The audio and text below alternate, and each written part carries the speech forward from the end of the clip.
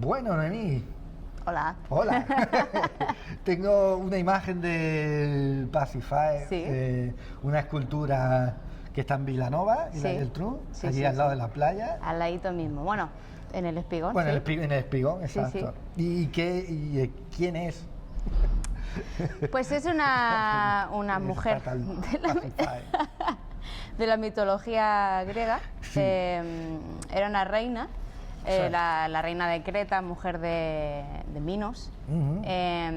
Y bueno, su historia, su mito, es que se enamoró de un toro, no por casualidad, sino que el dios Poseidón castigó a Minos porque le había regalado un toro blanco, precioso, para que se lo sacrificara, y el rey Minos vio que era increíble el toro. Claro. Y dijo, pues este para se mí. regalaban cosas de verdad, entonces, Claro. no se regalaban cualquier chorrada. Nada Y dijo, pues este para mí.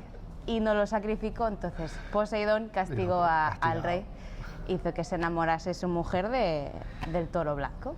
Ah, Y la historia cuenta que había un inventor Dédalo en la corte y Aquí lo dijo, tengo. bueno, yo voy a hacer un invento para poder satisfacer tu pasión, y le creó una vaca de madera hueca para que ella se colocase y pudiera consumar pues su deseo. sí, ahí, vaya.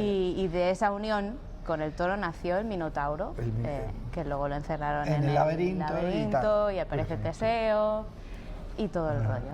Curioso. Y este mito en concreto, de toda la cantidad de mitos que existen, ¿por qué?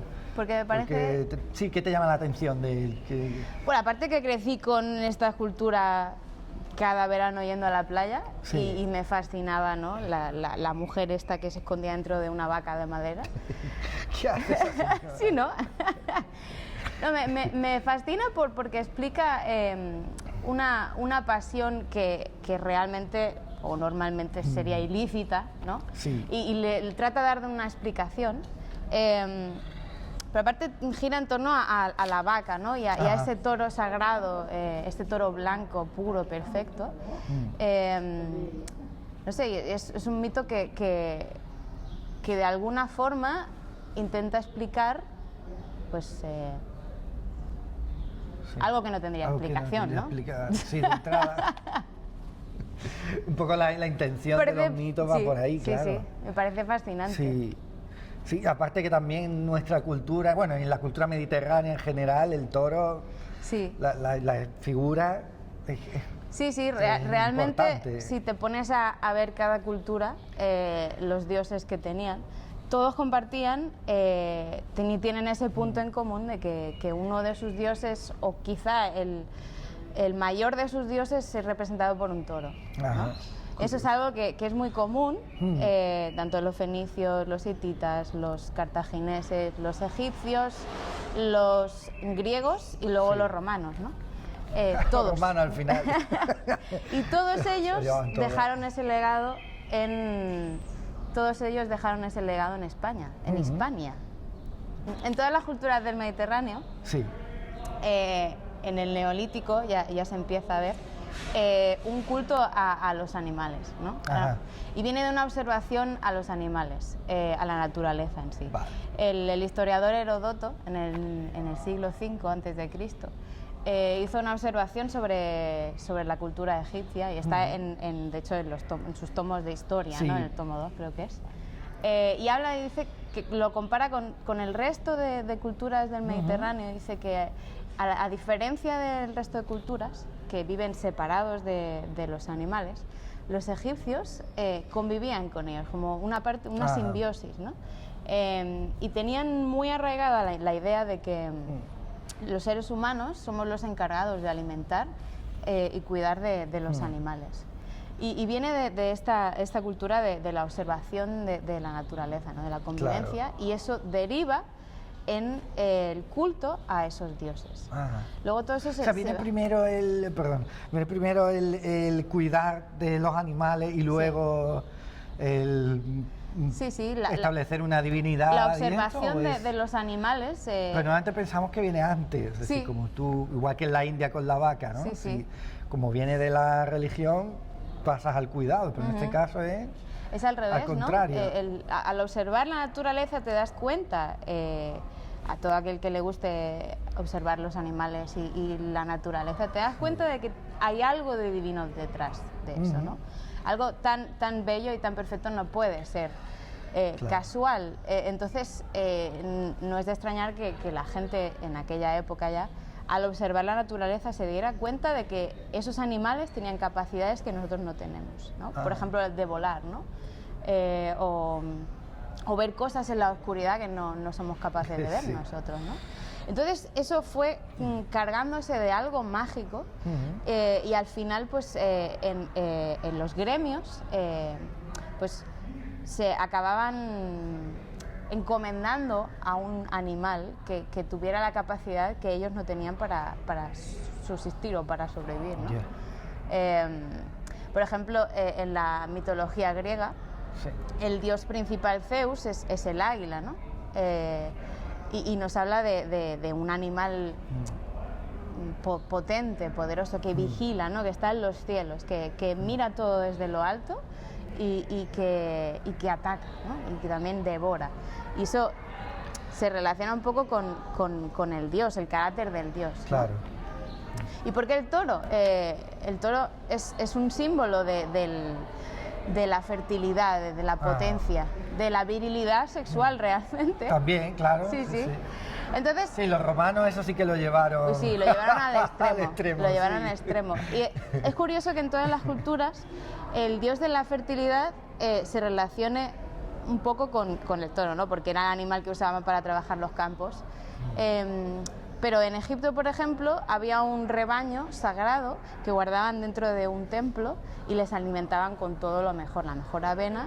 Entonces llegaba al otoño y en todas las mitologías de todo el Mediterráneo se decía que el otoño en el otoño la fertilidad moría y entonces tenían que regar la tierra con sangre para que volviera a ser fértil en primavera. Entonces se sacrificaban esos toros y entonces se creía que en primavera ese dios volvía a renacer en otros toros nuevos y por lo tanto los volvían a llevar al templo, etcétera, etcétera. Pero eso se da en todas las culturas. En la griega, por ejemplo, se explica con el mito de Perséfone y Deméter, que en este caso no muere, pero sí que llora, la diosa Deméter llora porque el dios Hades, dios del reino de los muertos, le ha robado a su hija y se la ha llevado al inframundo, ¿no? Y por eso explican el invierno, esa falta de... ¿Por qué piensas? Es que es interesante todo el hecho de contarnos historias y de recurrir a la mitología. ¿Por qué? O sea, ¿qué función crees que puede tener el hecho de...? En sí el ser humano somos de una forma que aprendemos a través de historias. Sí. Ya desde el paleolítico o del neolítico ya se ve esa transmisión de información a través de historias, ¿no?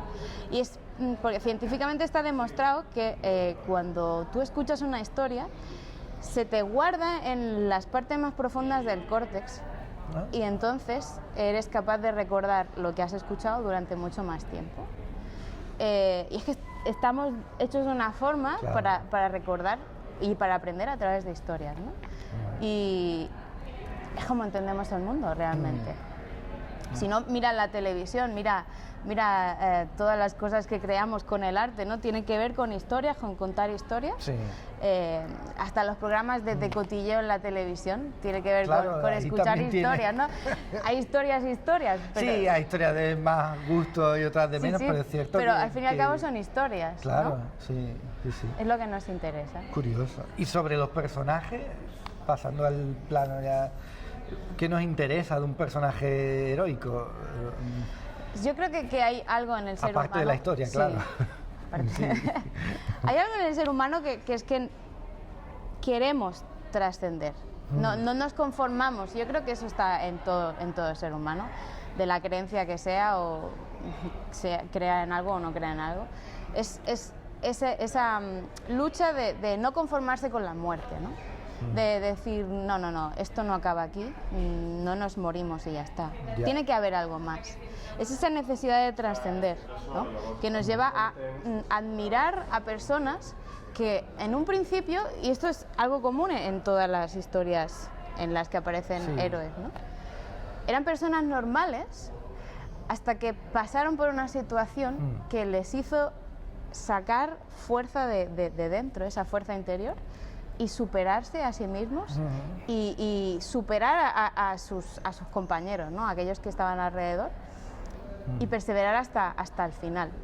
Hay una frase del Señor de los Anillos que dice... la tienes y todo Sí, ahí. la tengo aquí, he traído el libro. Lo tenías de forma natural, Sí, ni te lo has preparado. Es todo muy... aquí.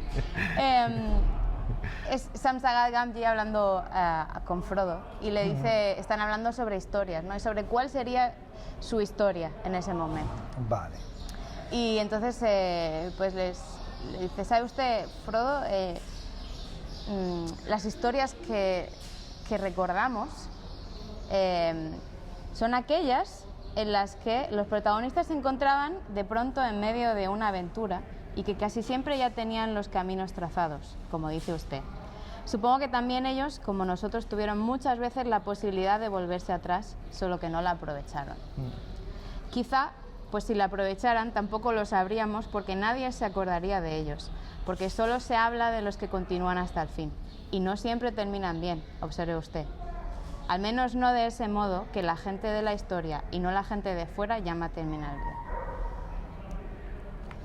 Es esta gente, ¿no? Es el hecho de acabar algo, de continuar, de perseverar hasta el fin. Da igual el final, a veces acaba bien, a veces acaba mal. Nos gustan los finales en los que todo acaba bien, pero... Los que acaban con un cochinillo encima de la mesa. Sí. Y comieron perdices, ¿no? Sí. Pero es ese hecho de admirar a esas personas que son capaces de trascender, de ir más allá, ¿no? Y eso de alguna forma nos apunta al cielo, a lo eterno, ¿no? Esas son las historias que recordamos, como dice Sam Gamgee. Curioso. Y la historia, en verdad, la escriben los vencedores. Eso estaba demostrado. Estupendo. Eso no es, ¿no? Oye, pues muchas gracias, la verdad, por traernos este recorrido así tan rápido, como partiendo de la mitología somos capaces de reconstruir nuestras propias historias, ¿no? Bueno, yo creo que es un buen broche, ¿no? Esa idea de cerrarla como cierre, ¿no? Esa idea de aprovechar la historia y seguir contando la tuya propia, partiendo de... Son muy de hobby también, ¿no? De ir continuando los libros de los... Sí, realmente, y Tolkien atrás, ¿no? hace también esta reflexión, ¿no? De que existe una historia mucho más grande, en la que el héroe entra y hace su parte y ya está. Pero la historia continúa. Y la historia continúa, tú eres parte de esa historia. Yo creo que eso es algo muy importante y muy bueno que podemos aprender, ¿no? Sí. La historia es la que es, nosotros no podemos dominarla ni crearla, podemos hacer nuestra parte, ¿no? Y tenemos que encontrar cómo podemos hacer nuestra parte en medio de todo eso. Genial. Bueno, perfecto, lo has explicado mucho mejor que yo. Gracias. Y bueno, al espectador, como siempre le decimos, le toca la parte más difícil, también la más estimulante, que es continuar la historia y, por supuesto, pensarte.